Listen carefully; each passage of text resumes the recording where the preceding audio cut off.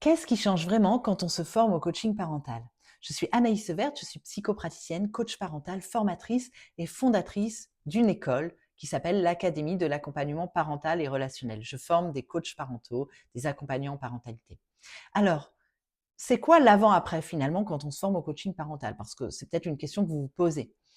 Alors, ce que je vois beaucoup, ce dont je peux témoigner, hein, c'est des élèves qui viennent se former avec moi, c'est que souvent, quand vous arrivez dans la formation, vous doutez beaucoup de vous, énormément. Vous avez un sentiment d'illégitimité.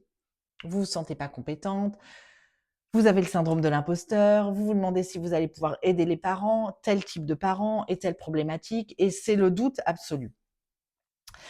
Hem, En fait, avant la formation, vous n'avez pas de cadre, vous n'avez pas de retour, vous n'avez pas de feedback, vous n'avez pas quelqu'un qui peut vous accompagner et qui vous dit, ce qui est adapté et ce qui ne l'est pas, par exemple. Donc ça crée en fait beaucoup de doutes et beaucoup d'insécurité. Après la formation, parce que c'est des choses qu'on travaille dans la formation, vous disposez d'un cadre clair. Donc toutes les connaissances que vous avez accumulées, même avant la formation, que vous avez avant de vous former, eh bien, vous pouvez les distribuer d'une façon qui est correcte dans un processus. Parce qu'il y a un processus de coaching. Vous avez un cadre, vous avez une façon d'accompagner, une posture et un processus. Première séance, deuxième séance, troisième séance, etc.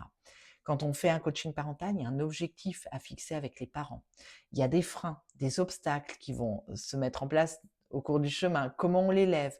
C'est toutes ces questions-là auxquelles on se forme quand on va dans une formation au coaching parental.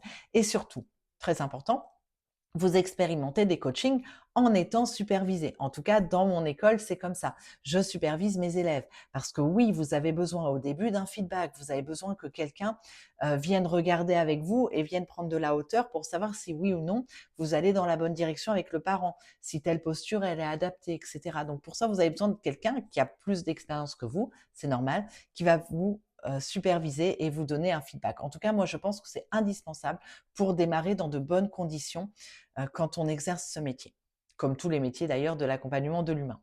Et en plus, la chose extrêmement importante aussi, c'est quand vous vous formez au coaching parental, vous allez travailler sur vous, évidemment. Vous allez travailler sur votre propre éducation, votre parentalité, pour vous dégager un petit peu des représentations et des projections, pour ne pas plaquer sur les parents vos propres croyances. Parce qu'il ne s'agit pas de ça, il s'agit d'accompagner des parents dans leur référentiel par rapport à leurs valeurs, qui peuvent être aussi différentes des vôtres. Voilà. Donc, avant la formation, vous étiez dans le doute, dans l'insécurité, dans la fatigue aussi émotionnelle. Et après la formation, vous avez acquis une légitimité, des compétences. Donc, vous avez gagné de la confiance, de la sécurité et vos accompagnements peuvent se dérouler de façon sereine. Ce qui d'ailleurs, ça c'est un cercle vertueux, va vous amener la réussite aussi de votre activité.